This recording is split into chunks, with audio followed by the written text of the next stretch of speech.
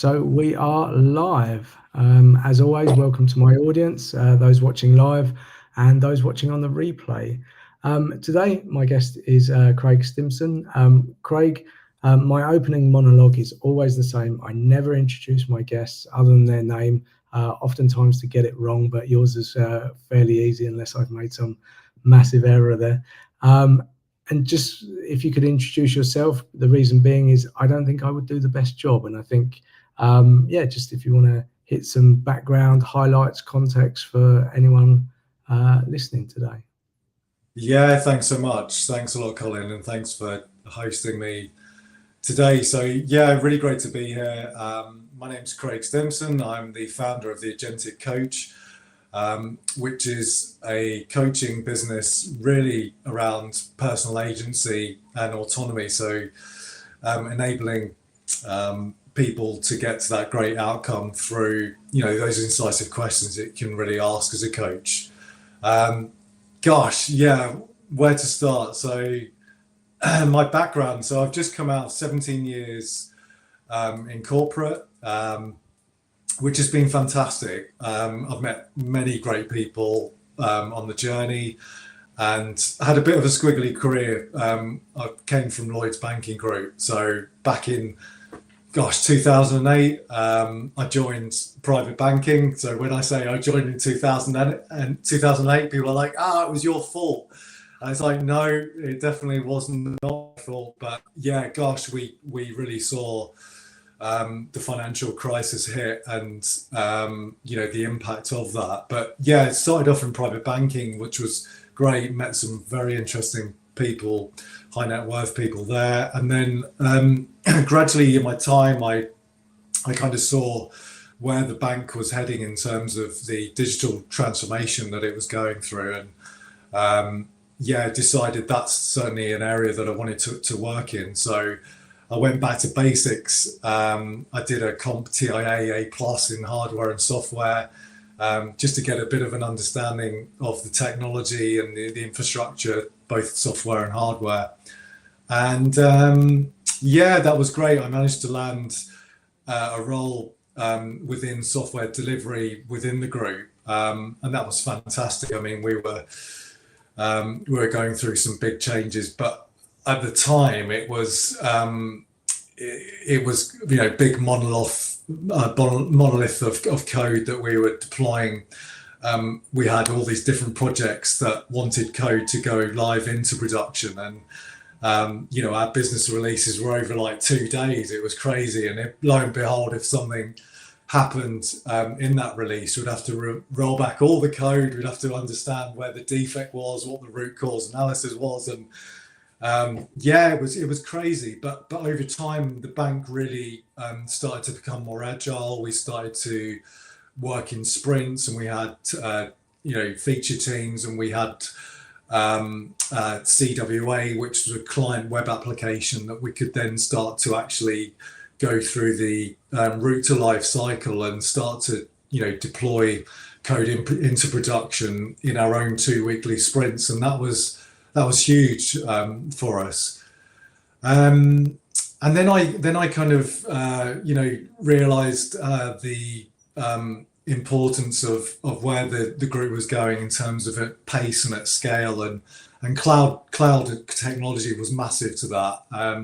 So I started to, I was able to get involved in that and looked more on the operational resilience side of things. So we had workloads and applications that wanted to come on and onboard onto cloud, and they'd go through an assessment to make sure that their controls were designed and operated at the effective levels that they should be ready. Then kind of moved more into the IT tech, risk and control side of stuff, and that's probably where I've been for the last couple of years, which has been great. It's been fantastic.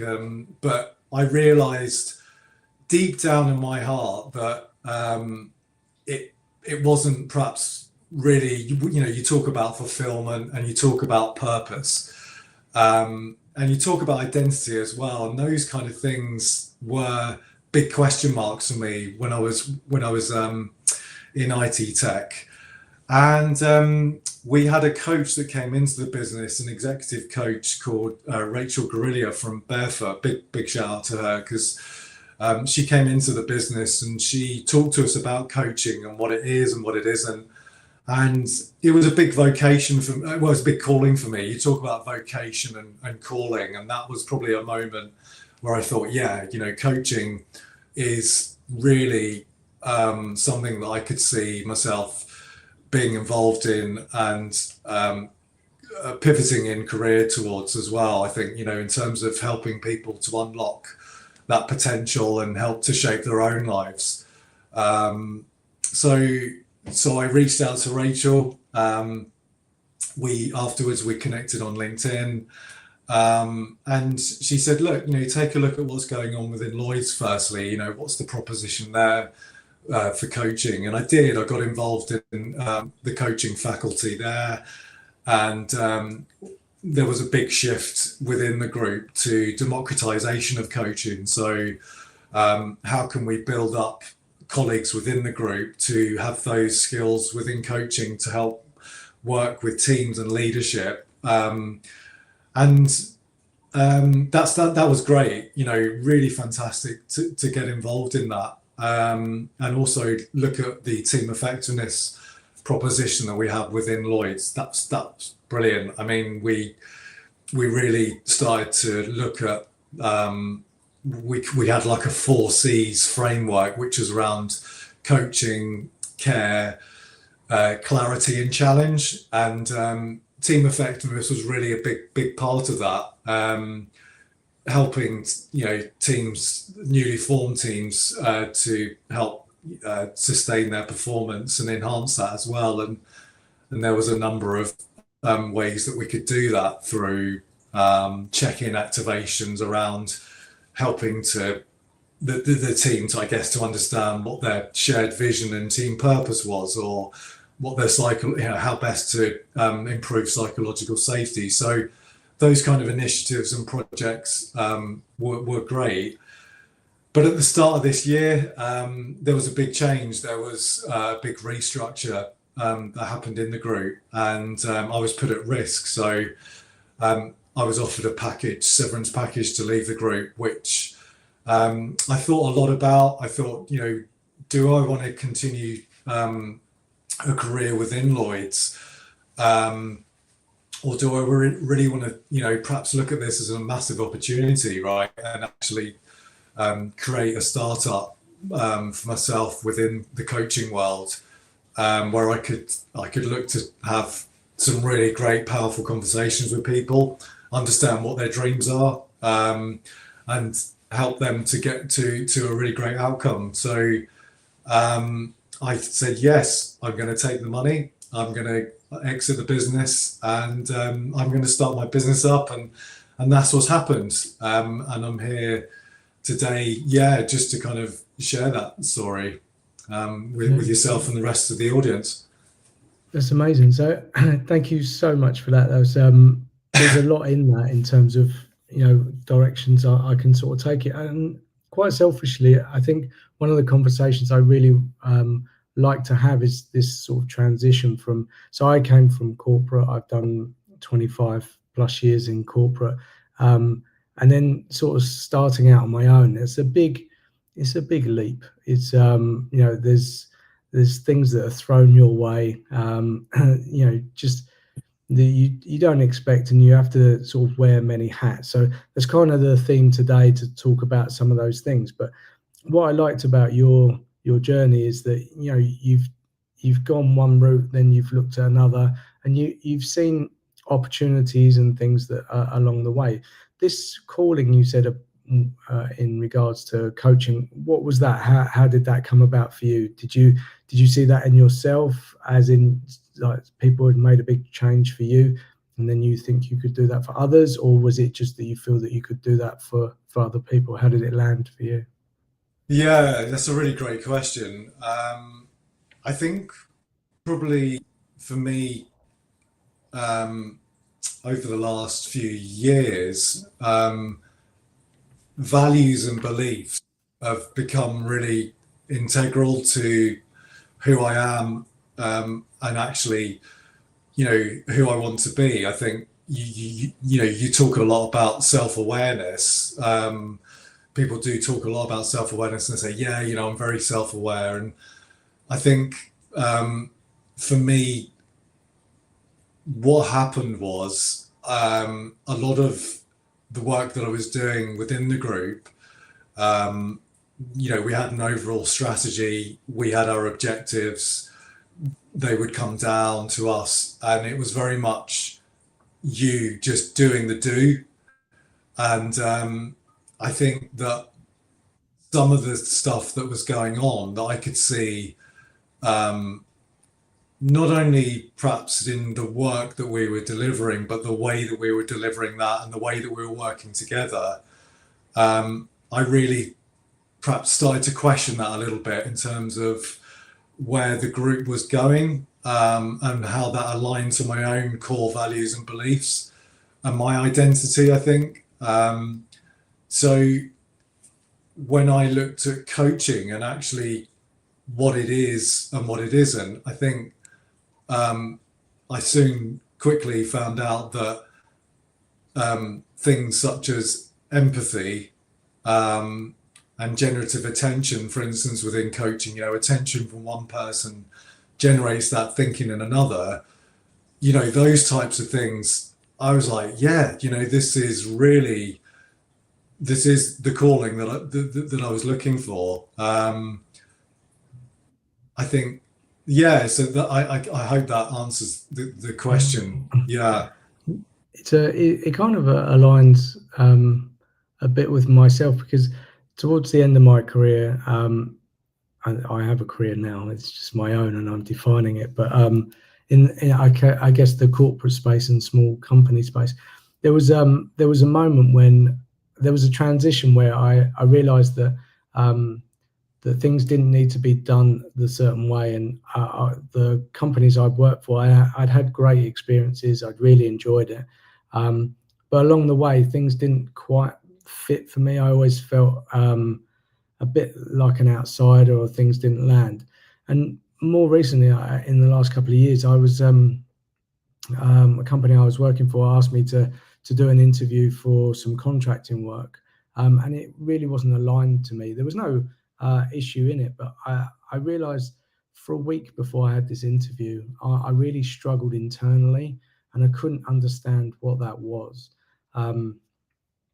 And then after I'd had the interview, I didn't do very well in the interview, which you could probably imagine, because if you don't feel great, I was interested in the people, but not the job that they were offering. I realised that the values was a big part of what was the problem for me, because it wasn't aligned with the company I was working with. And that really sort of set me on a path to try and do something different, because I think in the corporate space, it's very difficult. I don't know how it was at Lloyd's, but we often say, "Oh, these are our core values," especially in big companies. But that gets diluted or lost quite easily, especially when you have maybe hundreds of thousands of employees in different countries. And I never found myself very much aligned with my values with the companies. Even we say things like honesty, and that should be a given anyway. So, but I did a lot of work on my values, and it's taken me quite a lot of time to get there. And I think one of the challenges with values for me is that we often inherit the values from our parents or from the people around us. And it took me a long time to kind of separate my own values from those that I didn't either inherited. But I think if we actually spend that time, I think this is really the foundation of understanding who we are, and then we can. So, for me, when I left school, I didn't go to university. I fell into a job. I didn't fall into. I applied to many jobs, and I actually got one in the end. And then you just kind of find a career, and at some point you go, okay, that's great, but you never really go back and question a lot of that stuff, like values, direction, what do you want to do? And I often find there are people towards I'm going to say 40s, because we used to have this thing about midlife crisis and stuff like that. I don't know if it's very typical in men. You say, oh yeah, he's got a sports car or whatever. But I come to have a lot of conversations with people, and I think it's a moment where people have reached a certain status or level of success within a company or corporation, and there's something missing, there's something not quite fulfilling, and it might just be a simple change of direction into another department or another company or something.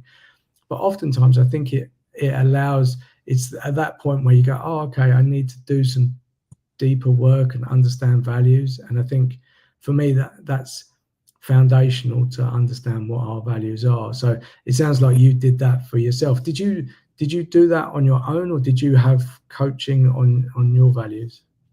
Yeah, that's a really good question. I think what happened was it was quite a pivotal moment for me in my Lloyd's career, because I think probably around about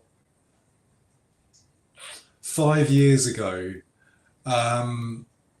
yeah, it was about 5 years ago, I was going through some stuff at work there was a HR problem's not the right word. There was an HR case at work. And what happened was there was a grievance that was raised. I won't go into the detail, but what happened was through that grievance, I came across I was reporting into a temporary line manager, and I'll name check him here. His name's David Queen. He works in Lloyd's Banking Group, and he introduced me to a book by a guy called Ryan Holiday. I don't know if you know Ryan Holiday, but he's a writer, and he writes a lot about Stoicism and Marcus Aurelius.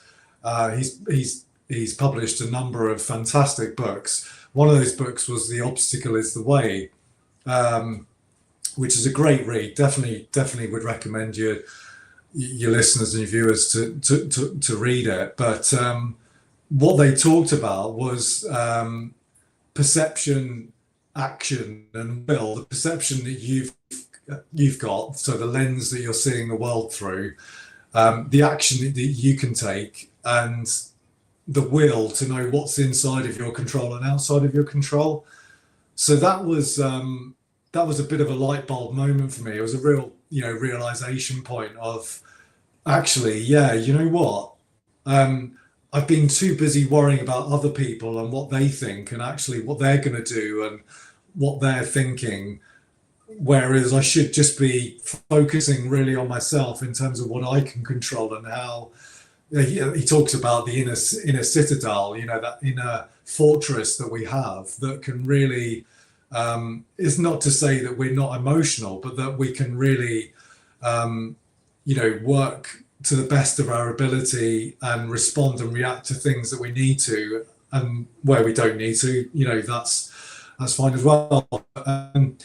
Yeah, I think I've learned a lot from that book and that introduction as well, in terms of, as you say, when you, I don't know whether it is a 40s thing or not, but when I got to my 40s, it was like not really giving, excuse my language, not really giving much of a shit about what other people think, and actually really focusing on yourself, and being a good person, doing things for the common good, looking out for people, because people are our occupation at the end of the day. If we can't work really effectively with each other, and we can't, do things where it's reciprocal, and because like this world is so crazy, we're only on here for a short amount of time, and yet, when you stand back and you think, God, it's absolutely bonkers. We're all so into this and that, and I get it to an extent, but I think if you've got that ability just to take a step back and and notice things within the world and look out for people. That's really, really cool. And I think I've probably got to that stage now where that means more to me than anything else, value in terms of values and beliefs. And I think, coaching for me really does allow me to do that, to be able to work with people, have a really inclusive approach to coaching, and really see people go through that transformational journey. So yeah. I love that about the book. I think so. I'm quite a slow reader, but for some reason, when it comes to the sort of self-help and things around that, I seem to be able to consume quite a lot of content and books. And I realized that sometimes a book can be given to you and you read it, and then maybe let's say 5 years, and it doesn't land with you because it's not the right time. And you can read it again, maybe a couple of years later, and it is the right time, and Yeah. you're in the right place. And I think that's the great thing about books, and really effective books. I mean, I know there's so many books out there now, and everyone's like a self-published author, but I think when there's a message and you're in that place and you pick up a book and you read it and you can really align with it. Something similar happened to me. I read Tim Ferriss's 4 Hour Work Week, and it basically turned my life on its head, because effectively it wasn't about not working. It was just the message I really got was, how much we actually do that's not of a value, Yeah. and that just it was about trying to free yourself from almost the system. And I realized the way that he'd done things was quite amazing, and it wasn't offensive. It wasn't against the rules or anything. He actually saw the system for something different. And since that day, I was like, oh, okay, yeah, this, we were sold one story, and that works for, people in positions of power, but actually there's another way, or there's ultimately a number of ways. And I think it comes back down to that values, because I think I found myself on a journey where I was just trying to please other people. I was trying to do things to impress, my parents and stuff like that. And then, like you say, we're not on this planet for long, right? And yet we're so consumed in working for another company where, at some point our values don't align, and you go, okay, let's take the risk and try something else. And that risk in itself is something I also want to talk to you about, because I think what you did was obviously very clever, because you've done this strategic move into coaching, and so you've done that internally, and then the opportunity, obviously, for a severance package came up. Now that might not have been foresight. Banks are always changing. All companies are always changing direction. I've spoken to about 6 people recently, got laid off in different companies, and they'd given a lot to these companies, and they've just been let go. And so, by the time you transitioned into coaching, so you'd already delved into that world. What I see oftentimes is there are people that get made redundant and think, oh, I could just become a coach. And so then they do some studying, and then they do it as an afterthought. But this is something that you'd kind of transitioned in, started to touch in to see if you liked it and you could add value. And then obviously at that pivotal moment where there is a severance and you say, okay, am I staying, am I going? Yeah, that's quite a decision to make, right? And I know we talked before going live, and you told me you've got 4 kids now. Yeah. Yeah. Now I can hear many voices screaming at me, no, I need a regular paycheck, etc. And I know, severances can be quite good, but ultimately you've started out on your own.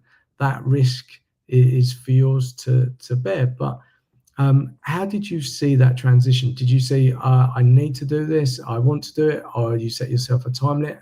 What was that transition like for you? Yeah. Good question. So there was a lot of soul searching. I think there was a lot of thinking around whether this was the right decision, because as you can imagine, my wife was, very nervous. She was very apprehensive about whether that was the right decision, because, as you say, we've got a family to support and bills to pay, as everybody else has. And I think, when you are in a big corporate, you do tend to become institutionalized. You can think that there isn't anything else out there, and actually, you can become very comfortable, I think, with, as you say, getting that regular paycheck. And there are benefits, obviously, with working with a corporate as well. All the remuneration and the private medical care and all of that good stuff. But I think what happened to me was that I knew that I wouldn't get another opportunity like this again, and I think to just then go into another regular nine to five, or being in that corporate world again, would go against everything that I probably believe in, and I just thought this is a great moment to get out there and really start to bang the drum, let people know what I'm doing, what the mission is, how I can help them.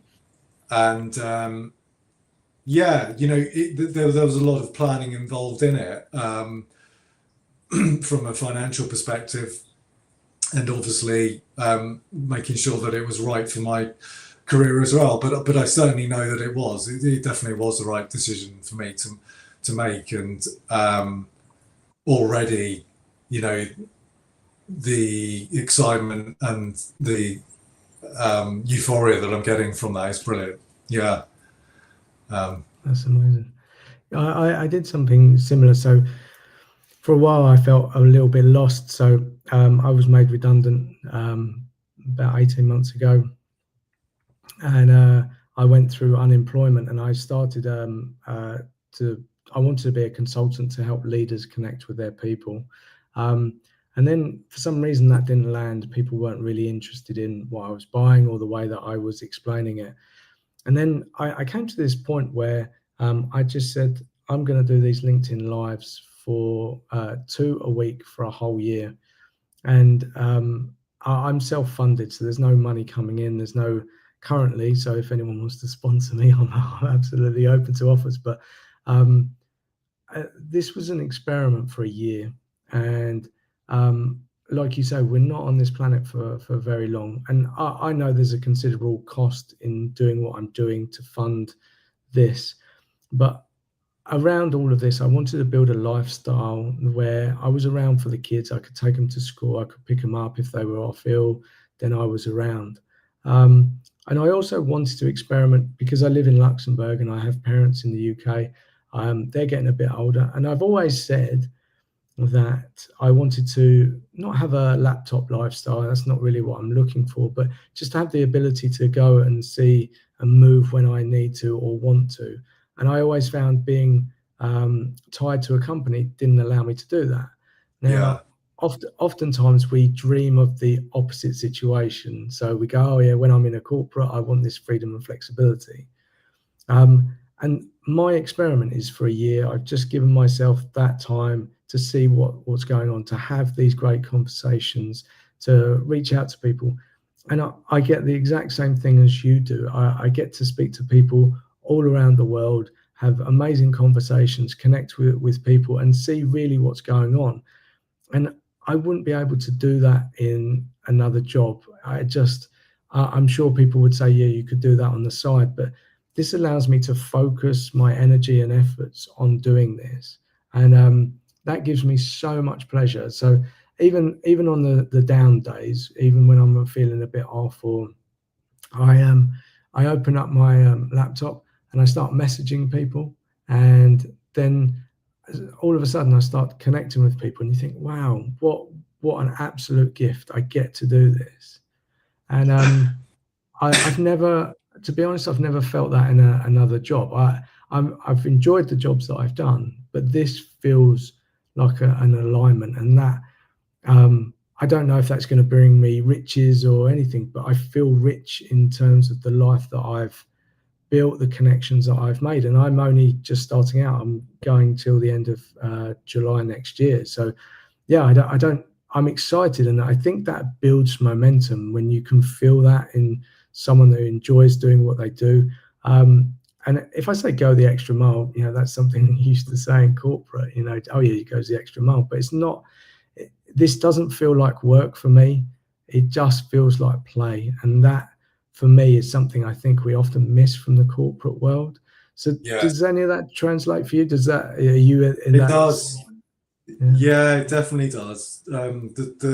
The touching on the aspect of play, I think, is really really interesting, because I think if you can be in an occupation which feels fun, which is playful, and then is something that you enjoy and is something that you're good at, I mean, gosh, that's the dream, right? That is, and I think you're right. It kind of goes back to when you're at college, you study hard. That's good times, and then you get to university, you do your degree or whatever. This is. I'm not saying that this is the typical route that everybody goes through, but for a lot of people it is. And then once you finish university, you probably you may well go traveling for a little bit, or you may well go straight into employment. But once you're in that world of employment and corporate life, and it does become very serious, and you want to be making sure that you're hitting all the right objectives, you're exhibiting all the right behaviors, and you're aligning everything to what the values of the company are. And I think that for some people it can be very difficult if as we talked about, the company, how the way that they're operating and their culture and everything doesn't necessarily feel right to you. But you think, do you know what? I'm just going to carry on with this because this is what I need to do for now. I'm going to keep going, and I'm going to keep, getting my pay, and I know that I'm secure in that aspect. But I think as you go through that walk of life, and you go through, and then you get to your 30s and your 40s, I think you realize actually, yeah, being involved in and doing something in your career which is going to be fun, which is going to be playful, which is going to be really interesting to you, and you're going to make a big difference to other people's lives, and you're going to have some great collaboration, you're going to get real fulfillment from that. That's fantastic. And I think yeah, it's really important. But I on the other hand, I know that it's not easy, when you are going through those transitions and you are starting out, it can be very, very daunting. But also at the same time, I think for younger, 20-year-olds, or even, younger than that, it does, the platforms are certainly there to allow them to carve out a career and a craft that really is something that they love to do. That opportunity there is really in abundance now. We've probably never lived in an age where the opportunities have been so great for people to become, owners of their own business, or even make millions of pounds. The number of millionaires probably we've got in the world now, or even billionaires, has probably been at the highest it's been for a very, very long time. And that's obviously down to the tools and the platforms that we've got available for people to do that. So I think yeah, it's really interesting times for us. Yeah. Do you have an age group of do you work with companies, or you work with individuals? Yeah, so I work with individuals and companies as well. So really, those that are seeking growth, those that are facing transitions in their lives, that are looking to kind of unlock that potential. So we do, the service offering is transformational coaching for individuals. We offer ADHD coaching as well. We have got an exec and leadership coaching offering, and also the team effectiveness proposition as well. So yeah, that's the offering that we've got, and typically it's young professionals up to senior exec levels. That's what I would say the age kind of demographic is. But yeah, we're just now looking at perhaps ways that we can help parents that also have perhaps children with ADHD as well, because I think that's a really certainly an area which gained a lot of traction and interest over last year or so, and I think that's it's hard to know whether that's down to the way that we're living now in terms of how technology is such a massive disruptor to our attention and focus throughout the day. I think we probably spoke about it before, haven't we, with being able to get that deep focus in time on to look at a task and complete that without something coming in or something triggering and distracting us. Yeah. It's a very interesting topic, because I often think about my kids, and I don't want to plan their future. I would like I'd like them to find what it is that they want to do.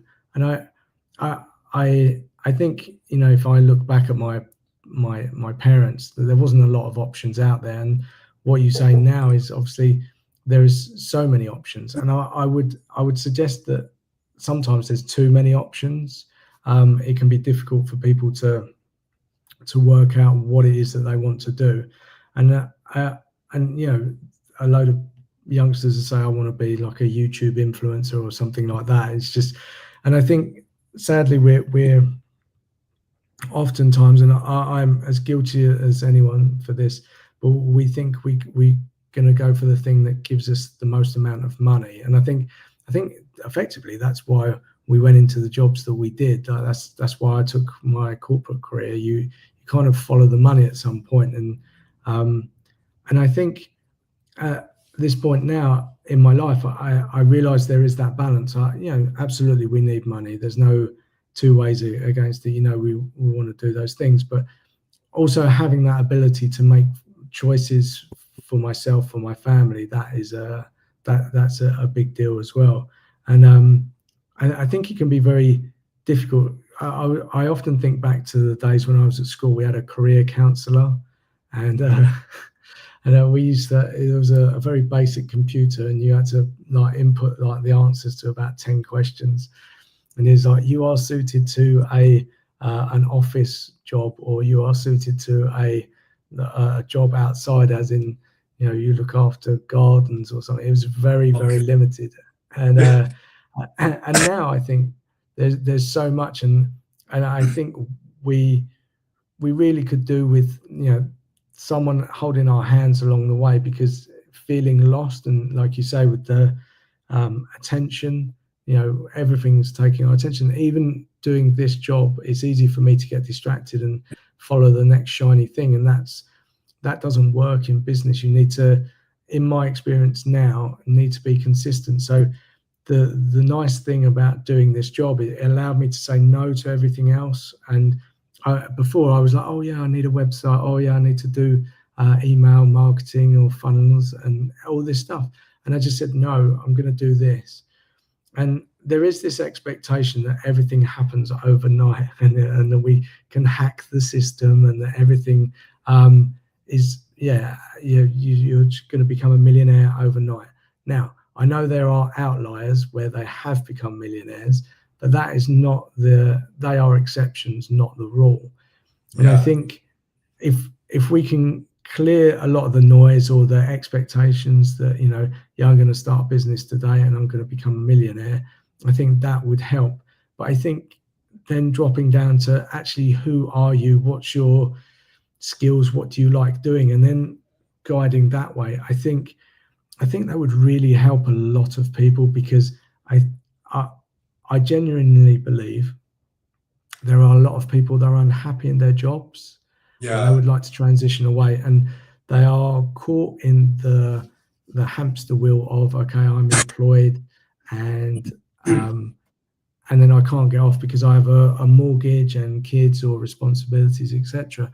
Um, and that's what I liked about yours. You know, you had that life, and you've sort of stepped away. I know you were fortunate to get um, a payout for that. But you can also start things on the side. It doesn't have Yeah. to be all or nothing, right? You Yeah. can come home and just do an hour or two and work on the thing that you like. Are you finding many people are doing that, or do they just want to completely shift from one thing to another? Yeah, well, just going back to what you were saying there a minute ago, I think just in terms of people not necessarily knowing what they want to do or not very fulfilled in terms of their role, I think yes, absolutely, coaching really does come into that because it can help them to make that next transition. For me, I think what drives me and what I'm passionate about is that whole piece around agency and helping people to reclaim their power and make more intentional choices. It's also about authenticity as well. So being able to create that space to be able to have those real conversations and have meaningful full growth as well. And I think, yeah, just in terms of the transformation side of stuff, which I think, is really, really important for me, guiding clients through that change with clarity and confidence, to get them to that great outcome is fantastic. And I think, yeah, there is massive opportunity for people. I think everybody needs a coach, right? I think that should be.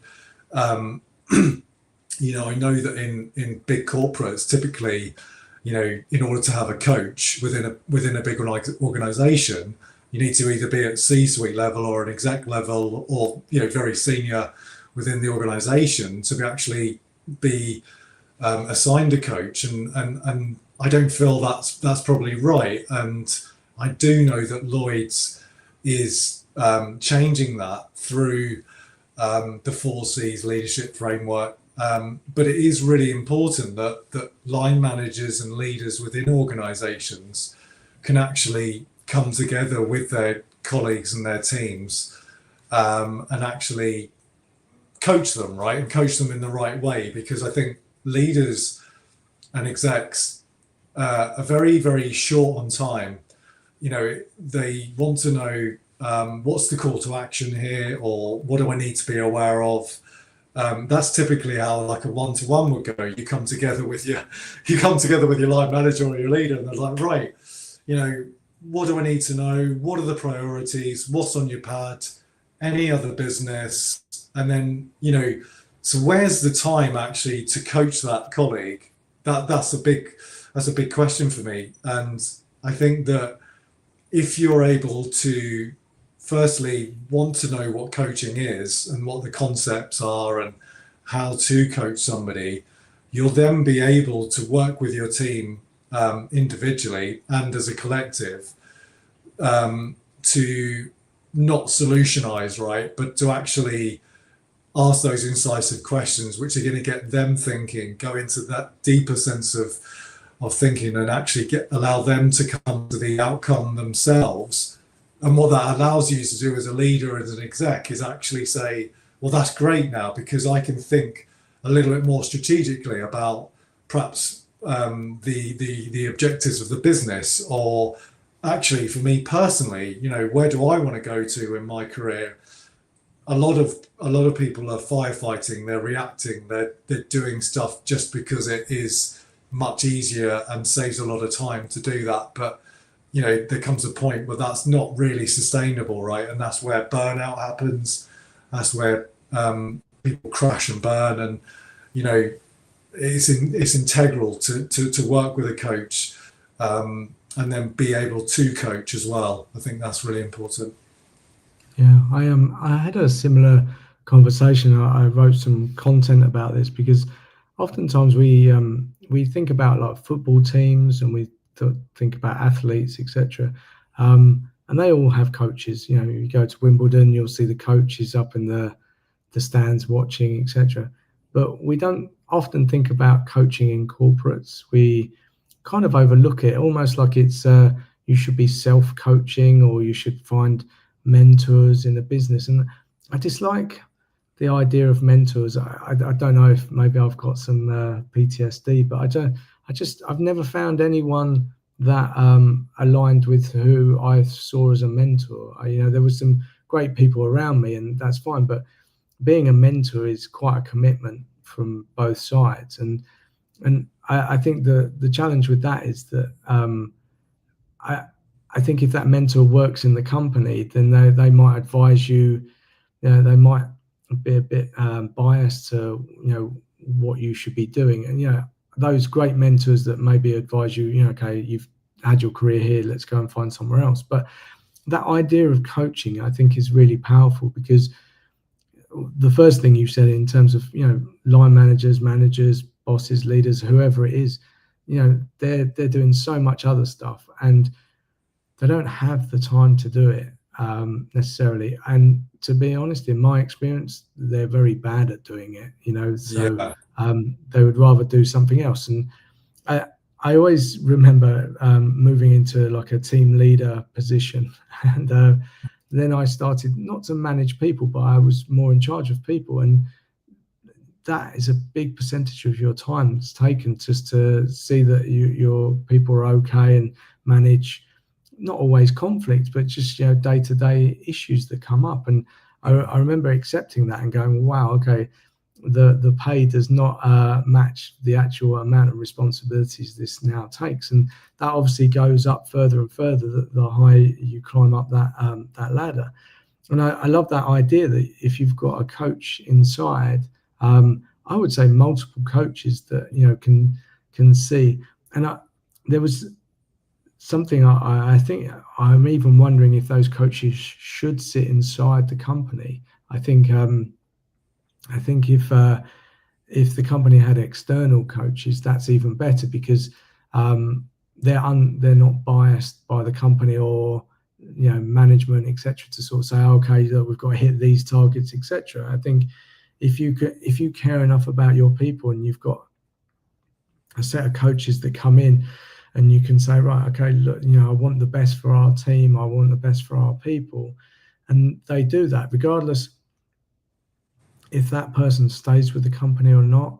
Because people are always worried about people leaving the company, but I think if you've done such a great job with that person, if they leave the company, they're going to be the biggest advocate for the company and for the people around you. But we yeah, overthink that. We think, oh no, you know, we've trained them, we've got to keep on to that resource. But oftentimes, you know, those people, they might, like you know, you started your own business. That's amazing. You could be an advocate for Lloyd's. You could be, you know, you could be a good contact or a network for people in jobs in the future. But we we kind of have this protect thing. We go, no, this is all ours. We've got to hold on to it, even when it's not right for the person. It's about the company rather than the individual, and that's my experience. But yeah. yeah, I love your idea of like coaching. When I was in corporate, that wasn't a thing. So I don't know if Lloyd's was ahead of the curve, or you know, it's just my experience in corporate.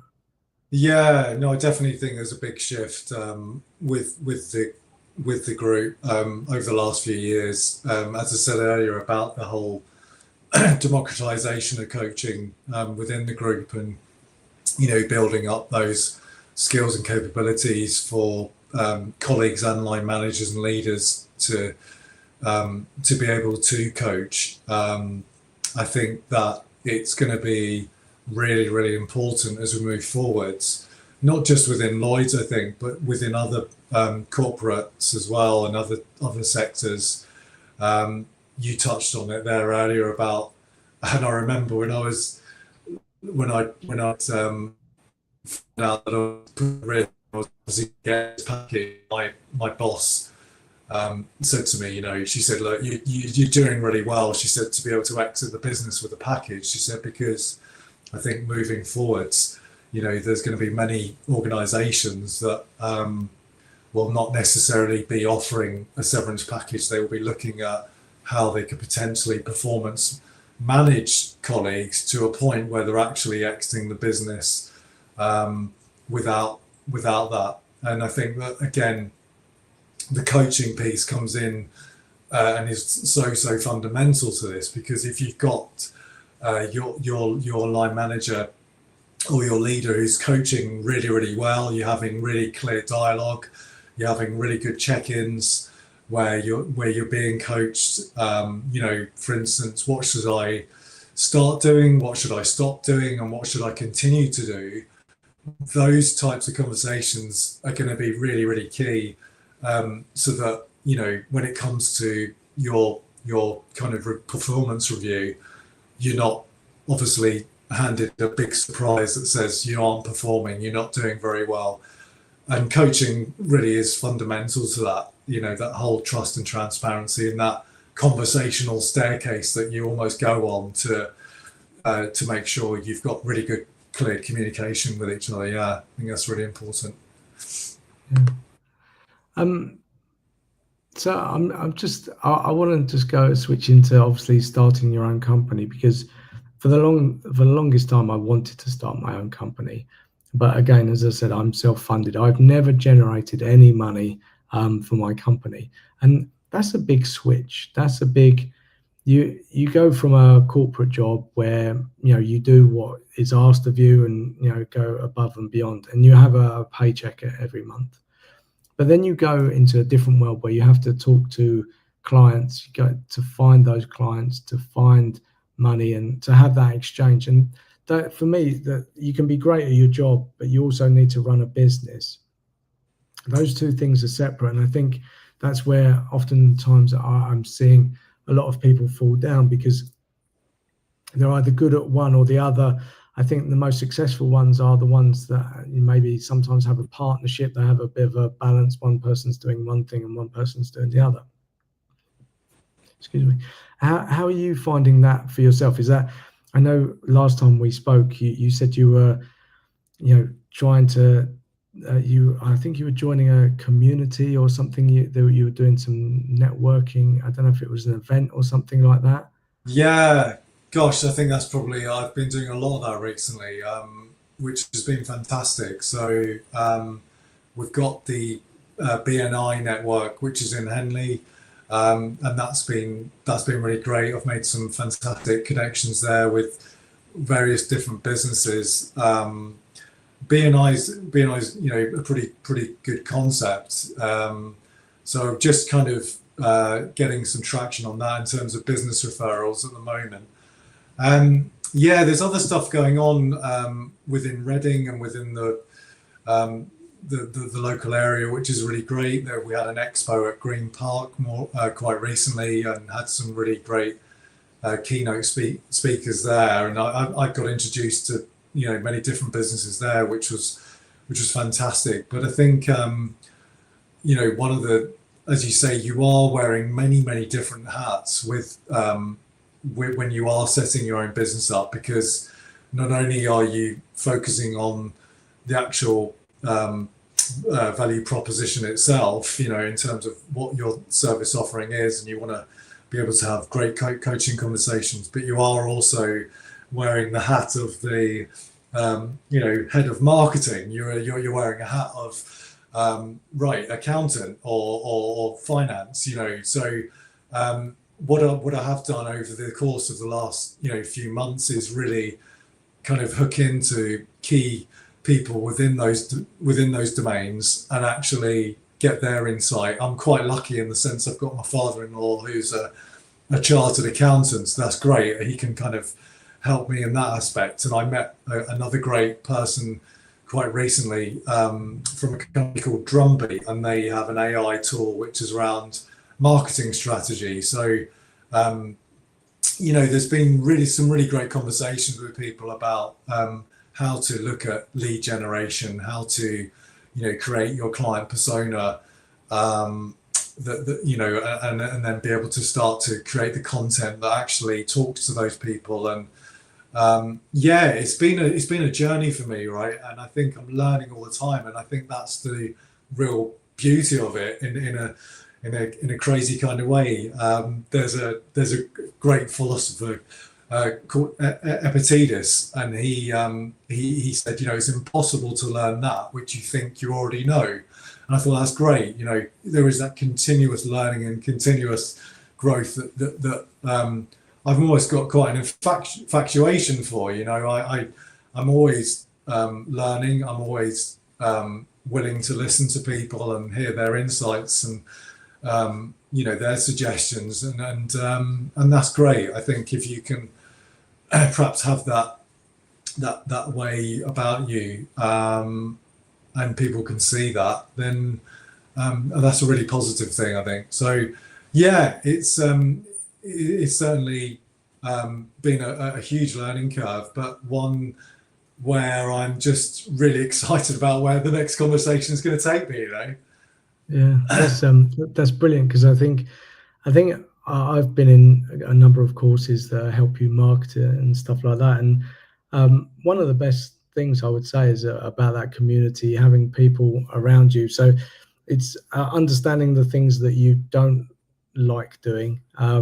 It might be that you have to wear that hat for a short time, but it might also be that you can outsource that. And like you say, you've got your father-in-law who's an accountant. That's an amazing win. And I interviewed a gentleman a couple of months ago, and he said that there's he's part of a community that they all get together. I think it's once a week. It's online, and they have a bit of banter and stuff like that. But they're there to kind of exchange resources, not for money, but for help. So he said, there's a guy there that does like websites. So if you need a website or you need any technical stuff, and I really like that side, because oftentimes we have you see these big agencies that blind you with science, and there's so much bombarded. Yeah, buy my course, and I'll teach you everything you need to know.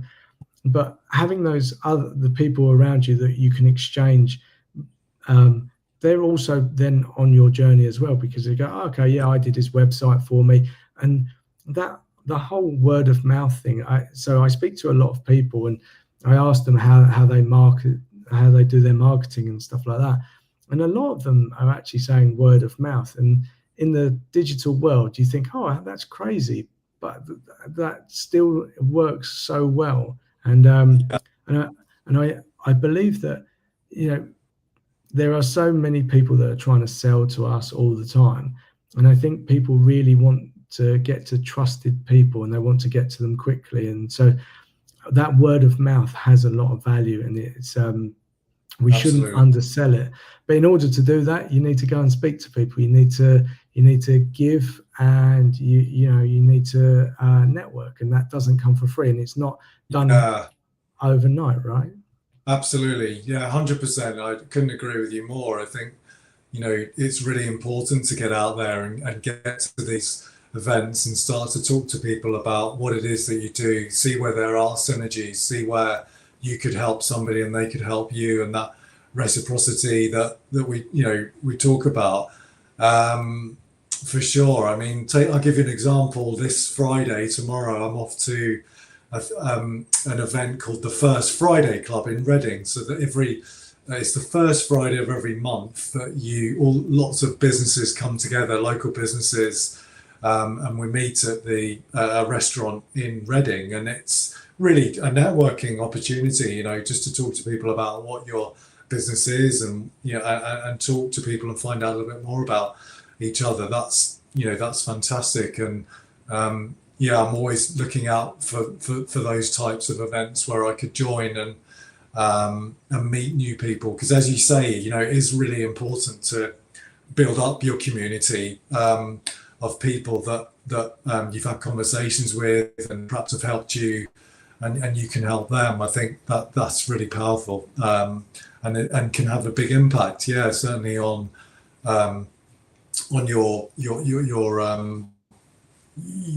your income and how you building up that network. Really, really brilliant. Yeah. Yeah, Yeah. longevity. I think Yeah. sometimes I speak to people and they think, oh, yeah, they might be successful for a short period of time and that looks good, but I realize that actually it's those deep, longer connections that we need. That it's the longer game, and that might mean that you sacrifice the obvious thing in front of you just for deeper, longer relationships. And I kind of figure that's how I'm going to do my business, because I'd rather go for longer and give longer than ask anything. So even Yeah. when, yeah, you feel that pressure to sort of say, oh well, I do need some money, and I think the longer I can do that and the more I can give to people, the better and deeper those relationships are, and the better that trust becomes. Yeah, 100%. That's a key marker, isn't it? Trust and transparency, and people that can see that you are genuine and that you do have your authentic self. Yeah, they will be prepared to do business with you. They'll be prepared to have a conversation with you, and will remember you. You know, when they are talking to other colleagues and other peers within their network. Yeah, it's a great thing. Yeah, good. Well, I'm conscious of time, so we're just over the hour. Yeah, So I think that's a brilliant place to sort of wrap up, and that idea of community and connection and trust. So, Craig, thank you very much for your time. It was a real pleasure. I love exploring it. I'm very excited because I love it when I see someone that's really open-minded about taking in all that knowledge, and is excited about the path they're on. So yeah, I'll be looking out to see where you go. Okay, so I think Craig has disappeared for some reason, but that's it. So thank you for those listening or watching. Yeah, we'll catch you on the next episode. Yeah, for today, thank you very much.